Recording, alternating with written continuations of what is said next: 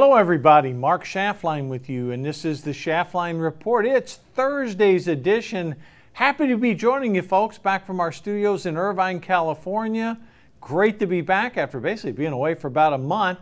And Jeffrey, welcome back to the show. It's Thursday, that means it's Jeffrey time. How are you today? I'm great. How are you, Mark? I tell you, I'm happy to be back here in the studio here in Irvine, California. You're not missing little bags of peanuts? Well, I tell you, I was in Kentucky for 3 weeks and I was down in Florida for about a week. Had some things to take care of down in Delray. And, coming back, great flight back across the country. I'll tell you what, Atlanta Airport, I've visited it 3 times on this trip. Man, it's packed yesterday. Oh, yeah. I mean, flights are full. People are having, they're eating, dining. I mean, that place was like, it reminded me pre-pandemic. It was so bustling. I mean, it was really, a lot of people traveling, Jeffrey. The flights were full. The stewardesses were courteous. I mean, everything was great on the trip yesterday. Pilots were nice. It was sort of like, pre-pandemic levels, but everything was good. How about yourself? Good thing you weren't there last week. Yeah, I know. It was Dragon Con. Yeah, I know. Different time. I know, different things. But hey, listen, one thing we are consistent about, Jeffrey, and I know you're coming to us from Long Island.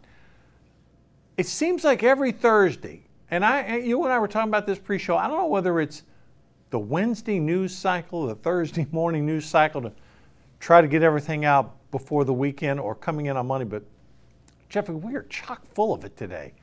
I mean, excuse me, the Democratic Party, it seems like every single thing they're doing is screwing up this country. And folks, I don't like saying this, but it's like true.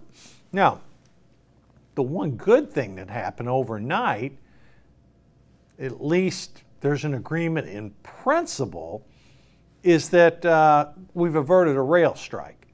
Right. Now, what did that cost us? Well, the workers are getting a 24% raise over the next 5 years, call it roughly 5% a year.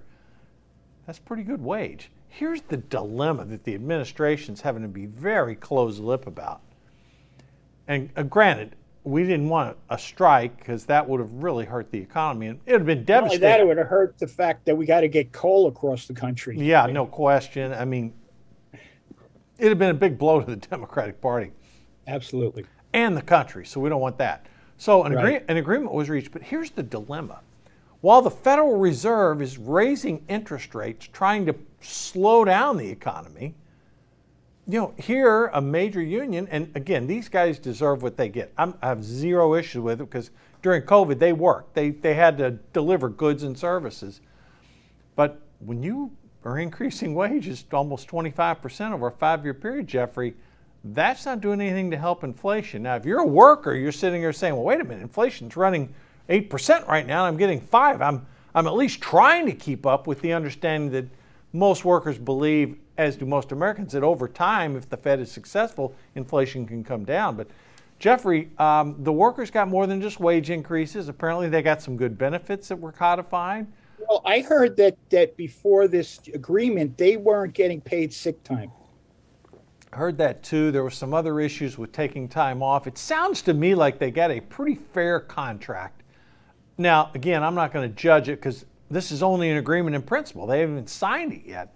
But of course, typical, the Biden administration comes out and starts touting a victory before it's even been signed.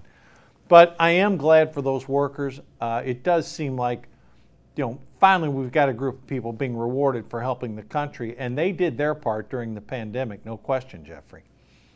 Well, you mentioned the interest rates. There are a lot of articles about going up 100 basis points. I'm not buying that. I think the Fed's going to raise 75 basis points next week to be consistent with what they've said. One thing I've noticed about this Fed and Jerome Powell, since they admitted their mistake and they've moved forward, when they say they're going to do something, they generally do it. So I think 100 would sort of spook the markets a little bit, and that's Absolutely. The last thing the Fed needs to do. We're already in a bear market. A lot of technology stocks, the top 5 technology stocks, Jeffrey, have lost almost $2 trillion in value. I'm talking about Microsoft, Alphabet, Amazon, Meta platforms, formerly Facebook and Google. So if you've been invested in mega cap technology stocks, you're down $2 trillion. Aggregately, the market cap is down on those. But it's really interesting. Interest rates are ticking up. I mean, we're going to get to this a little bit later in the show, but try getting a 30-year mortgage now for less than 6%. It doesn't exist. And, rates are going to be... We would want an adjustable rate the way things are going. Well, adjustable rates, more and more people will get those. And we're going to talk about some other things people are doing. But I got news for you, Jeffrey. I heard a lot of commentators, and we'll talk about this when we get into the politics section, so I sort of want to save it. But everyone's pitching their own book right now. I mean, the Democrats, it's interesting. But when I was back east, you see a completely different message than you do when you get back out west. Back east, everything mentioned was about the economy. I heard more Val Demings commercials in Florida about her, quote, law enforcement background, and she was in law enforcement. But again, the Democrats are defund the police party, so that's not going to really fly well. And then here, I come back and I'm seeing the ads here in California. It's all about abortion. So I'm sitting here going, okay, what narrative's going to play out when people go to vote? Are they going to vote because they're concerned about the environment and abortion? Or are they going to vote their pocketbook dealing with inflation and the cost of groceries? What do you think? I also think it's not just East Coast, West Coast. It's Northern East Coast versus Southern East Coast. Okay, because Massachusetts is going to vote on abortion. New York, Connecticut might. New York is going to be half and half. And if that does happen, I mean, midterms are really a get out the base. Yeah. Right? Yep. And Lindsey Graham just got him a way to Lindsey Graham, what a foolish statement. It's not that I disagree with him, but he could have waited till after election day. I adamantly disagree with him. I mean, the Supreme Court just announced that when they did the Dobbs decision, it was going back to the states. And here Graham comes out and wants to federalize it. No, the states need to make those decisions, not the federal government. That's why Graham was so stupid in what he said. And he got called out on. I was on the plane flying back yesterday. I watched it on, Jesse Walters' show on Fox. I mean, that was stupid what Graham said. So McConnell went after him right away. And let's not give him a break. Look, he may I'm believe not giving this. him a break. Yeah, he may believe that. That's fine. But when the Supreme Court's just returned to the states, don't do something stupid and say, oh, yeah, we're going to federalize it. I adamantly disagree with him on that. But let me get to some topics of the day here, okay? Because, again, good for our rail workers. But, Jeffrey, I want to start off the show, and I saw this from Florida to Georgia, here in California, and Louisville in between. This Biden administration has an open border down at our southern border, and it is an absolute disaster. I mean, Kamala Harris goes out there and says, we have a secure border. This is why her approval rating is sitting at 26%. She is a dunce. Nobody believes her. Some congressman called her a knucklehead, and you hate insulting the vice president, but for any politician to stand up there and say our border is secured, Joe Manchin of her own party came out and said that is a flat-out lie. And Jeffrey, you saw the pictures coming across whatever cable network or network news you're watching. Illegals are streaming across that border, and it's gotten to a point where they're just letting them go. First thing I thought of when I heard that is, can I get what she's smoking? Baghdad Bob. Right? But this morning on Fox, I saw them interview somebody who just came across the border. Mm-hmm. And they said, why are you coming here? He goes, well, your government said we're allowed. Pretty much the case. We go across and they don't stop us. So why should we stay? Well, that's a good point. If you're an illegal immigrant and you're coming from a country where you have problems and there's no job opportunities, and no one's going to stop you at the border and you claim asylum, why would? That's the whole point. The Biden administration has an open border policy. People know they have that. And what they don't talk about is the implications of this. Here you see people being bused. We're going to get into what DeSantis did in a minute, but they're being bused to Chicago. Well, what do they do once Lightfoot gets them in Chicago? She sends them out to a suburb. They go to New York City. They go to Washington, D.C. You told me right before the show they shipped them to Kamala Harris's house in Washington, D.C. I mean, which I think is hilarious. But the point is, all these deep blue cities and states who are bleeding heart liberals, oh, we got to help them. Oh my God, we got to help them out. Oh, well, not in my territory. Well, I don't want to. What are you talking about? Sending them here. This is a crisis. We need the National Guard. Muriel Bowser tries to get the National Guard. No. They said, no, you handle this. This isn't a National Guard problem. And then, all of a sudden, Greg Abbott literally was criticized for shipping them. But what happens when buses come in from a Democratic stronghold, El Paso, into New York City? Jeffrey, Eric Adams, the mayor, he didn't say a peep. What's going on there?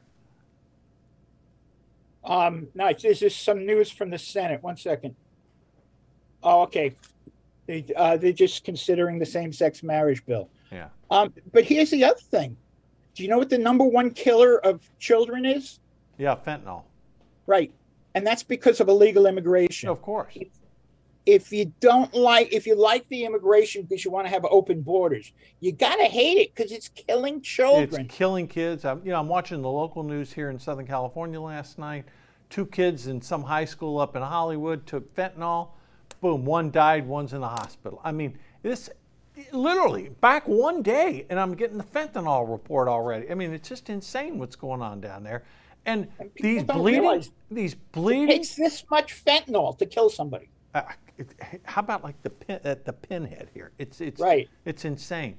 So again, all these bleeding heart liberals. Oh my God, we got to help them. Oh my God, they're asylum seekers. Listen, there's an incredible amount of drugs coming across that border. The social services that are required. You got to educate the kids. Certain cities are putting these people up in hotels. They got to feed them. We're a humanitarian country. This is stretching the limits of certain cities and states' budgets. So, thank goodness, what does a smart guy like Ron DeSantis do? He picks them up. People that came across the border are going to drop off in Tallahassee or in Panhandle. He picks them up and flies them up to Martha's Vineyard, 2 plane loads full. Saying, well, you're going to get good services up there. Now, you know what I heard the Democrats arguing? Well, 50 people on that plane were Venezuelan. So what? Well, Miami's got a big Venezuelan community down in Doral. So what? They're here legally. So these Democrats try to equate just because someone's a Venezuelan, they ought to be in Miami illegally because there's a lot of legal Venezuelans live in Miami. And the other thing they don't talk about is they say it's, the discrimination and inhumane to do things like that. They forget that Biden was doing it before any of those governors were doing it. Yeah. Except Biden was doing it at night, so nobody knew. Well, under his predecessor, His Highness Mr. Obama, we had significantly more border enforcement than we have now. I mean, what Obama and Trump did, again, they make Biden's policies look like a sieve. I mean, it's insane what's going on down there, and it's going to get worse. People in these border towns have had enough. And just like we saw in the election when Myra Flores got elected as a Republican in a blue district, I think you're going to see, Jeffrey, I think you're going to see more of that come up this fall. I hope so. Yeah, I hope so too. I mean, everybody's talking about how the supposed blue wave is slowing down, and one of the examples is the voter preference, party preference. Oh, the congressional ballot's basically even right now. Well, yeah, but it used to be that the Republicans had a big. Well, they never had a big lead. They were up 3 or 4 points, which means if you're a generic ballot up 3 or 4, you're really up 6 or 7. But the thing is generic ballots really don't, foretell anybody, because when people go to vote, really their first inclination, maybe not this time, but their first inclination is to vote for the incumbent, no matter what party they are. Incumbents are tough to beat. Yeah. And that's why I don't believe those numbers. Well, again, we're getting into this, but I'll tell you this. I think, when you see a generic ballot at even, that really means Republicans plus 2 to 3. And the last time Republicans were plus 2 to 3, they took the House by a large measure. Again, I've said consistently for the past 2 months, I think we're going to take somewhere 15 to 20 seats.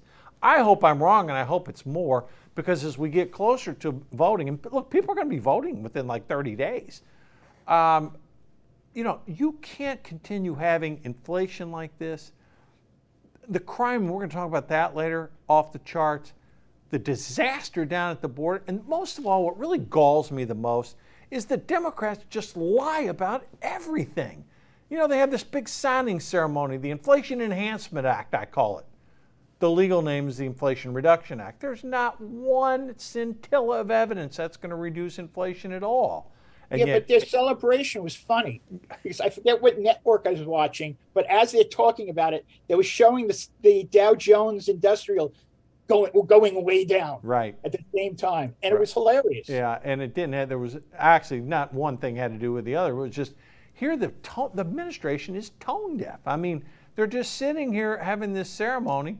Pelosi's having to say, folks, that's a clap line, and people are just they're looking at this administration as just incompetent, because the stuff that they're doing, it's not helping. And what did they do to get Joe Manchin's vote? They lied to him. They said, hey, listen, if you'll vote for this, we're going to have a thing where you can have more permitting for, some oil and gas. Guess what? Now they're saying, well, I don't think we're going to have the votes for that. Sanders and Warren said they're not going to vote for it. Markey's not going to vote for it. So there's 3 no's right there. And this is after Schumer promised Manchin that this would be included. So again, was Manchin the only one who believed that would actually happen? Apparently so. Shocking that Sanders, Warren, and Markey could say, oh, well, we got his vote, we got the bill, we don't need him now. That's what the Democrats do. They lie, they cheat, and they steal. I mean, it's crazy, but that's what they do. And now they got these boondoggle bills they're pushing through. They're already signed into law. What am I talking about pushing through? Jeffrey, every time I see it, and I'm like, they're not confronting the real issues. I mean, we have an inflation problem in this country because it's a classic definition: too much money chasing too few goods and services. Yes, there's supply problems that no politician is responsible for, but these policies are just atrocious. And now the Fed's in a position where they made policy mistakes. Heck, Jeffrey, the International Monetary Fund came out and said, yeah, we really blew it on inflation last year. This is the IMF. This is the bankers who are supposed to bail out countries that are in trouble. Well, you can sit here and say, well, it's the Russians. Okay, well, that contributed. Well, it's supply chain. Yeah, that contributed. But like many notable economists that have come on our show have said, it's too much money chasing too few goods and services. And right now we have too few goods and services because of supply constraints, and we got too much money in the system. And the Fed's trying to wean that out, Jeffrey. I like the IMF saying that inflation was stubborn. Yeah, it sure is. Because when it comes to spending money, the Democrats are stubborn, not inflation. Yeah, they really do. It's just astounding. Well, the interesting thing, you see now where you cannot get a 30-year fixed rate mortgage less than 6% right now? Yep. Yeah, so again, the housing market's going to feel some effects. And I noticed some, I don't want to say cooling in South Florida in the same sentence, but at least there, where they used to have multiple offers bidding on houses, it was crazy down there. At least now I am seeing, and talking to some local realtors while I was in South Florida, there is some relief, meaning prices are ticking down a little bit, and you're not seeing, multiple buyers bidding on properties anymore. And if it's happening down there, other parts of the country, you could see prices decline 10 to 20%. And I think that's one of the Fed's goals. They would like to see that. But here's the interesting take, Jeffrey. Despite the Fed's effort, raising interest rates the way they have, we're still sitting here at unemployment under 4%. And again, I can't talk anecdotally on just from what I saw, but I will talk about it. In 3 cities that I've been in the past, month, boy, you didn't see any signs of the economy slowing down. All 3 cities, Louisville, Atlanta, South Florida, boom, economy's doing very well in all those places, but there are cracks starting to emerge.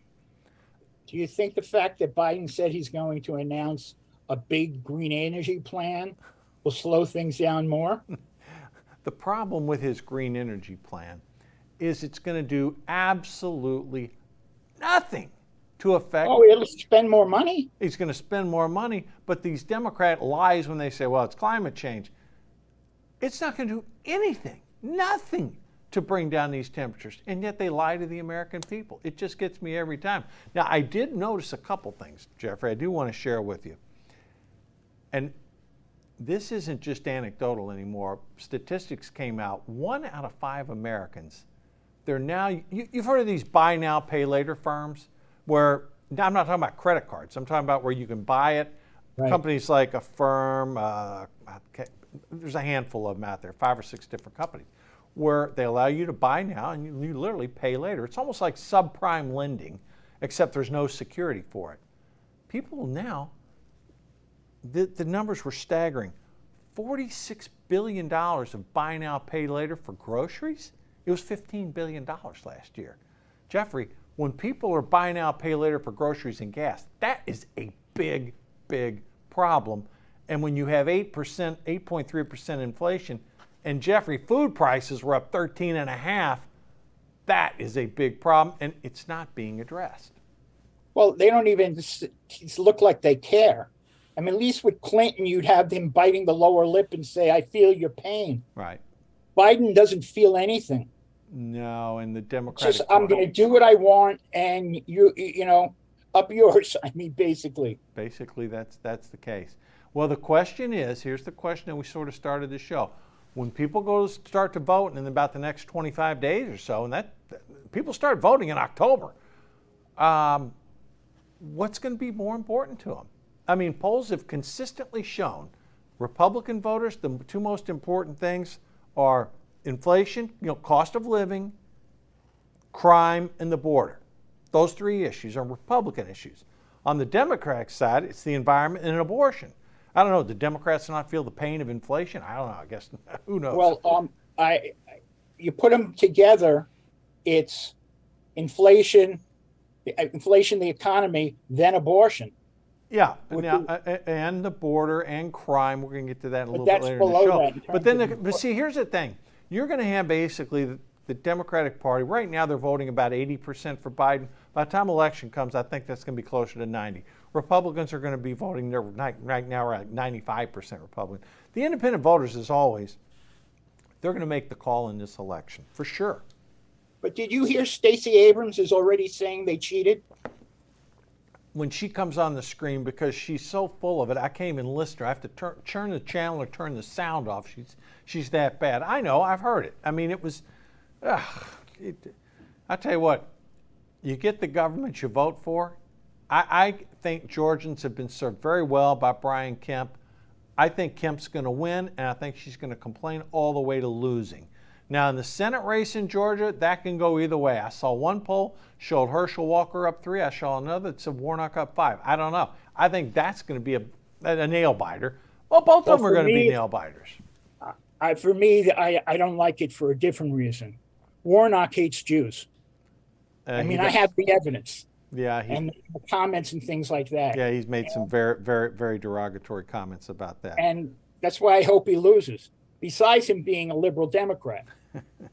That's true. Let's talk about a couple of politics here, Jeffrey. What'd you make of Biden, instead of like putting a stamp on his ballot and mailing it from Washington to Delaware, spent $4 million of taxpayer money by having to fly to Delaware and vote in person? I mean, come on.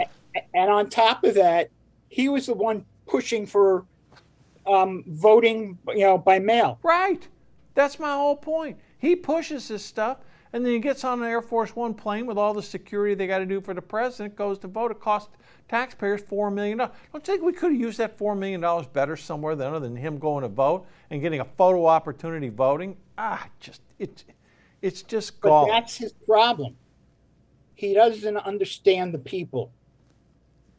And it's not our money he's spending. It's the government's money. Well, he is a career machine Democratic politician. I'm telling you something. When you look at the stuff going on in his administration, the Justice Department, the FBI, it's almost like, I don't want to use the word totalitarianism. I know that word's been thrown around conservative media outlets. But man, I got to tell you something. When you see some of the things going on, like, like him or hate him, when I see Mike Lindell, the My Pillow guy, they pull him over and demand his cell phone. I mean, what the hell's going on with that, Jeffrey? Well, I don't understand that. And you know the way I feel. I have 3 pillows, and I think they're wonderful. But I think he's 10 pounds of bull dinky in a 5-pound bag. Yeah, maybe, but in America, you're entitled to your opinion, First Amendment right. It's like what I see happening is people that disagree with the Biden administration. Anything anybody talks about the election, you're persona non grata, and what was the justification in having a warrant to seize his phone? I mean, I don't know that. Well, to me, I mean, it's all because of they're trying to send more people to jail about January 6th. Probably so. I would guess that's the case. And it's not just this. Anybody who disagrees with the administration or the Democratic position is evil. Yeah, you can't do that. I mean, there was a poll out. Most Americans, they believe Biden's speeches of recent, where he's trying to demonize half the country, or let's back that up, a third of the country. That's not productive. It's like 58% of Americans said this is not a way to govern. You should be trying to bring people together, not separating them. But it's crystal clear what the Democratic strategy is. Paint all Republicans as MAGA Republicans. Talk about all the negatives with them.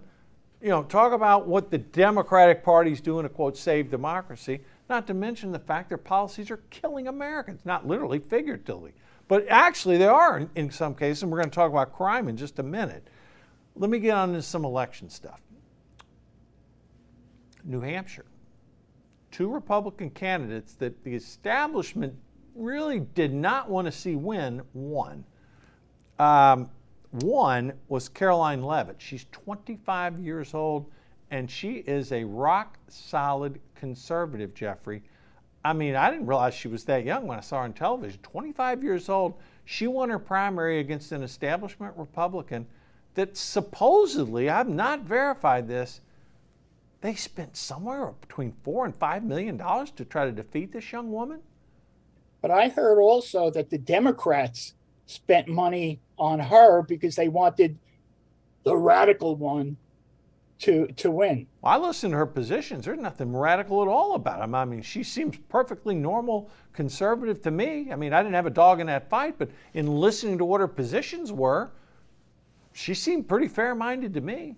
Understand what they want. They consider radical: a closed border, putting America first, stopping crime or lowering crime. Yeah.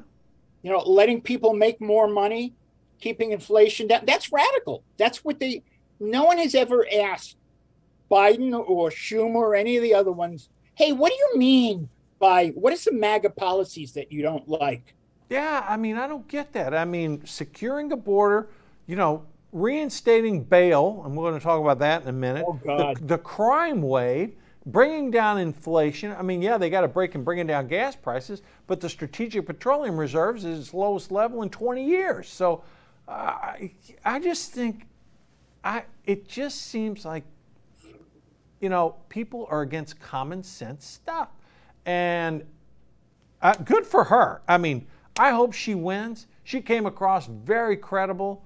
Honestly, I don't know a whole much about it. I only saw one interview, but that was before the election. And she did talk about $4 to $5 million have been spent to defeat her. Well, she's the Republican nominee in that congressional district. That's a lot of dough for a congressional district. So, but just because that old saying, if it walks like a duck and talks like a duck, with the Democrats, if it walks like a duck and talks like a duck, it's a cat. It isn't. Did you catch your esteemed Senator Schumer's comments at a dinner in D.C. last night? He was dining with 5 other Democratic senators, and he confirmed, it was overheard in the restaurant, that he believes that Democrats are going to lose the House of Representatives. He still thought they could win the Senate, but he said, Pelosi's in trouble. We've lost the House. You know what? Not only for political reasons that I want the Republicans to win the Senate, but I want to see Schumer with his tail between his legs. I can't help it. He's my senator. when he first became senator, he was a moderate. He was a moderate congressman. Yeah. And that doesn't exist anymore. He goes any way the air goes. There is no, yeah, the old. He almost lost the position when he went against Obama's Iran deal. Yeah. And ever since then he's become ultra liberal. Yeah, it's just shocking to me to see it. The entire Democratic Party has shifted so far to the left.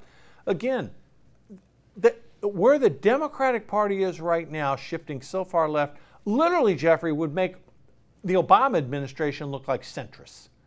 Yeah, but with Schumer, don't you think that someone like that should learn how to wear his glasses? He's been wearing them, that same thing for forever. All right, I want to talk a little more politics here now. John Fetterman's health in Pennsylvania. Fetterman's running against Oz. He currently in the polls leads by about 5 points. But now Fetterman's medical issues are starting to come into play. And this is almost like a redo. You know, when they kept Biden in the basement during the 2020 campaign, Fetterman now, I'm saying, why does this guy wear a hoodie everywhere he goes? Well, now supposedly, again, I wish him good health. I'm not against that, but absolutely. But he's got some big knot in the back of his head. You know, he's still apparently slurring his words from his battle with a stroke. I mean, his health has now become an issue in the senatorial campaign. Not the fact that he's got health issues, the fact that they're not disclosing it. In other words, the Democratic Party's hiding his health issues because they don't want voters to be aware of it. They schedule a debate between him and Oz on what, October 25th? Well, that's 3 weeks after voting has already started. Right. Jeffrey, what do you make about what's going on in Pennsylvania? I think that he's caused his own problems. Okay, if we went for a debate earlier, they would be saying great. And even if he slurred, they'd be saying fine. Hey, yeah. He's getting better. Right.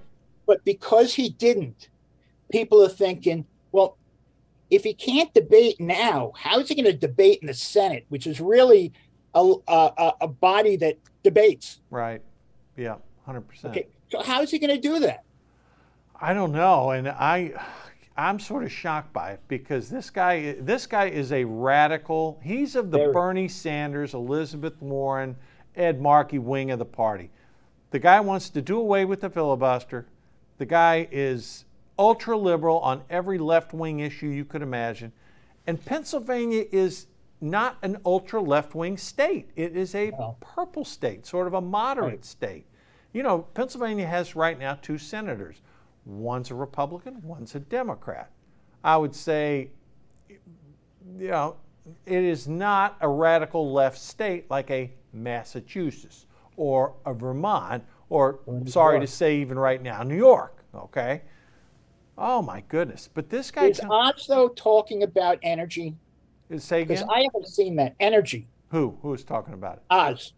I don't know if he is or not, but he should be. But because Pennsylvania is a big energy producing there's no question about it. And that's another thing that would get him votes from Fetterman. Yeah, well, Fetterman's problem, again, he wears that hoodie everywhere. They didn't disclose everything about his, his health. If he said, hey, not only did I have a stroke, I got this heart issue, I got this issue, take off the hoodie, we know you got a lump on your neck. Okay, fine, people can deal with that. If everything's fully disclosed on a guy's health and he wins, okay, he wins. But you don't want to have an election where he's basically snookered people into voting for him and the guy's got bad health. That's not a good thing for the country. It's not a good thing for the state of Pennsylvania. But now that he's the nominee and he's sitting lieutenant governor, Democrats will hide, they'll lie. Any health issues this guy has, they'll cover him up. So again, I hope people in Pennsylvania viewing our show and listening will recognize that. This guy's a radical leftist. And Oz is a conservative Republican. You got a stark choice there, and I hope Oz can pull it out. He's behind, but he needs to catch up. Mike Pompeo was making some noise. Did you catch that, Jeffrey? Yes. I love Mike Pompeo. I think he is before Trump ran last time. I was hoping that Pompeo would run because he's great on foreign policy, and on domestic policy, he's a true conservative. He's a rock-solid conservative. He was CIA director and Secretary of State. He gets along well with Trump, and I thought his line was pretty good. He says, Well, I hope the former president really enjoys his retirement and stays retired. I thought that was a pretty good line because he's not going to cross Trump. He got along well with Trump. He worked well with him. But the fact is, Mike Pompeo was top in his class at West Point, top in his class at Harvard Law School. Mike Pompeo was a distinguished Secretary of State, CIA director. Before that, he was a great congressman. He's a great congressman. He's a true conservative. Right. And again, I say this again. You give me a choice of a couple candidates, a Mike Pompeo, a Tom Cotton, a Ron DeSantis. Mike Pompeo, to me, all three of those guys are great. Mike Pompeo, to me, is an exceptional Republican. He was sort of joking. He goes, hey, he says, if I came down the escalator, nobody would recognize me. Well, he lost a lot of weight. He did. He looks great. So, folks, I don't know if he's going to run or not. He'll make a decision after the midterms, I'm sure. But I'll tell you what. If that scenario happens, I'm going to kill myself going between DeSantis and Pompeo. Well, we'll see how it plays. Those are two exceptional Republicans. I don't think the other one, Cotton, is up. I respect I'm your not opinion. talking about popularity. I am talking about qualified. Well, I don't think qualified is the other two. He only won his last election in Arkansas by 69 points. So, I mean, the people in Arkansas like him pretty well. But again, my point is, whether it's Mike Pompeo or Ron DeSantis, I'm good with any of those guys. Right. I really like Mike Pompeo a lot, as I do Ron DeSantis. All right, I want to shift to a couple other things here. We talk about crime, and we've talked about it a lot. I read a story earlier. Get a load of this, Jeffrey. Again, this is where Democratic policies literally are killing people. You had two 20-year-old kids that actually, one committed murder and the other attempted murder. They were out on bail. And the bail that these two judges set into separate cases, because of the bail laws in Harris County, Texas, which is Houston, these two guys collectively were able to get out by paying $18,000. Them, their families, whomever. And what are these two people, one committed murder, one attempted murder, what are they doing out on bail for murder and attempted murder, period? Why? Because Democrats enacted these insane bail policies. And then what ends up happening, Jeffrey? A father of a 7-year-old kid who apparently was in law enforcement, while he's driving his car, these two knuckleheads, idiots, come up, murderers, shoot into his car, kill him. He runs his car into a tree, and these two 20-year-olds now are re-arrested, charged with murder. All because of Democratic policies on bail in deep blue Houston. I mean, Jeffrey, it is enough to disgust you. New York is just as bad. I mean, and because on top of that, because of the way they're treating cops with the no bail law, cops are taking early retirement. Yeah. So they're having fewer cops trying to monitor more criminals. Well, that's going to make more crime. Yeah. More deaths. Yeah. And they don't care. No, it's almost like they want a breakdown in society, and you've seen it happen all across the country. Look, What happened in Houston followed what happened in Memphis, where this guy goes on for no reason, a killing spree and kills 4 and wounds 3. And the sad thing about it, I mean, these crimes don't have to be happening. These people should be in jail. They should not even be on the street. I get it, low-level offenders, okay, guy was smoking some pot, guy who had a traffic ticket.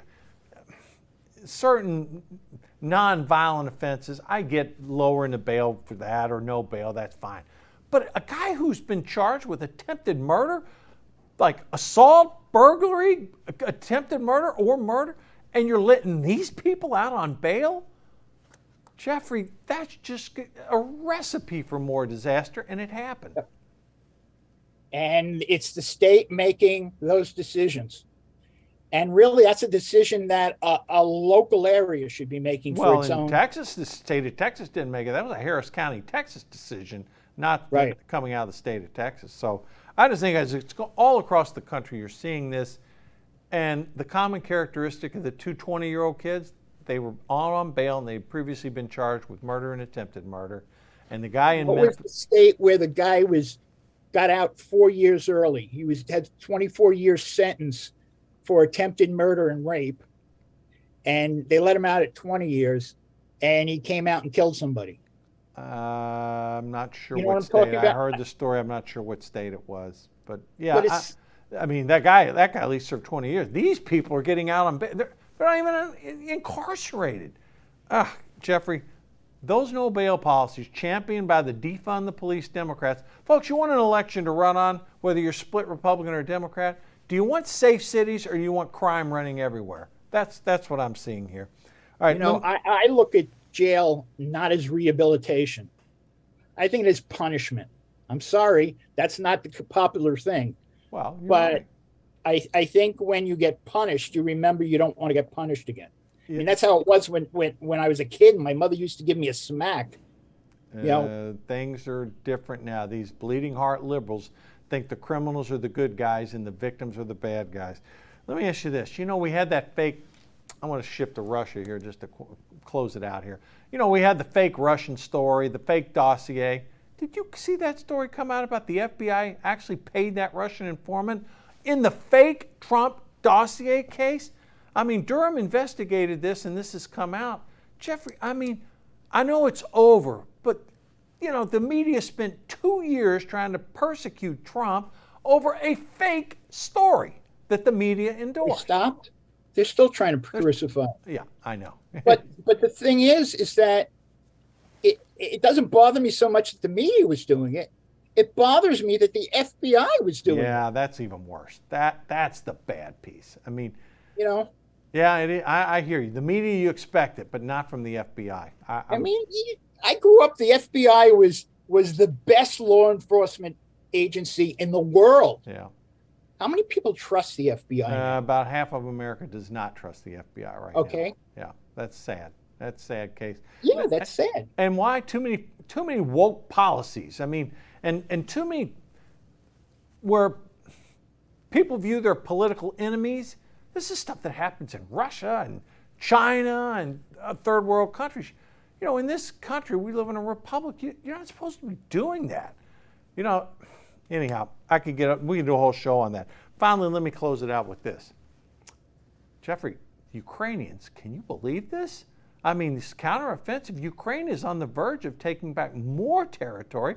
The counteroffensive has been effective. I know Putin and Xi are meeting. They met actually yesterday in Kazakhstan. Jeffrey, what do you make about the success of the Ukrainians fighting back against the Russians taking back territory? I'm divided. Yes, I see it. Yes, I want it to happen. But on the other hand, in fifth grade, I had to go under a desk and practice because Russia was so strong.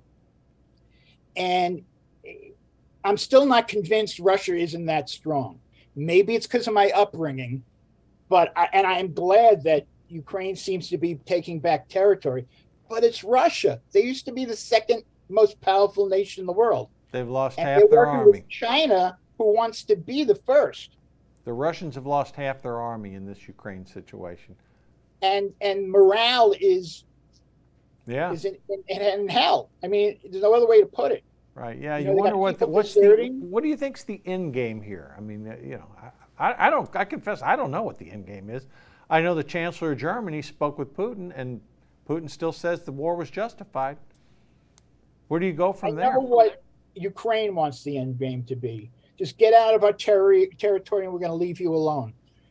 When they've come close to the border, they've stopped. They don't want to take over Russia.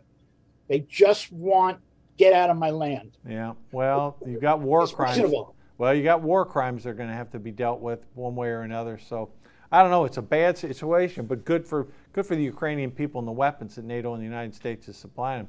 All right, we got to close it out, Jeff. We got a minute left. Okay, you've seen all this stuff we're talking about. How do you see the momentum heading into next week? Well, I think it all depends on the interest rate raise. Yeah. I think that's going to have a real effect on inflation or the perception of inflation on the stock market. People are losing their retirement savings, and I think that's going to have a big part of it. Yeah. And of course, Sunday's the NFL, and last week the Jets were in mid-season form. They got killed. So I'm looking forward to watching some from football. Well, I'll close it out with just, Jeffrey, I think your commentary's spot on there. I'll close it out with this. You know, the Fed is meeting next week. They will raise interest rates likely 75 basis points. We got a lot of issues in this country.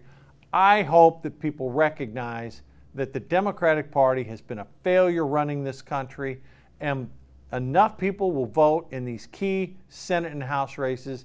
I still believe we're going to gain control of the House, 15 to 20 seats. When I spoke earlier in the week, I said right now it's looking like D+1 in the Senate. I'm still optimistic that could change because as we get closer to the election, most people will ultimately end up voting their pocketbook, I think. That's been the historical norm. Can I add one more thing? Sure. I hope they buy a giant roll of duct tape and put it around Lindsey Graham's mouth. That would be a good thing. All right, I do think it's going to be, I think we have a fighting shot to take the Senate too. And if we could do that, then this country can be restored, getting in the right direction. Jeffrey, thank you for joining me today. Thank you. Always a pleasure. Folks, it's great being back in studio. Now, next week, I'm going to be off on Monday. I've got a little procedure got to have done. We'll have guest host in. I'll see you on Tuesday, Wednesday, Thursday next week. Everybody have a great weekend. Enjoy some football and whatever else you enjoy. Stay safe on the weekend, and we'll cut through the political BS for you. Thanks a lot. See you. I'll see you Tuesday. Join Schaftlein Report on Monday. Have a great weekend.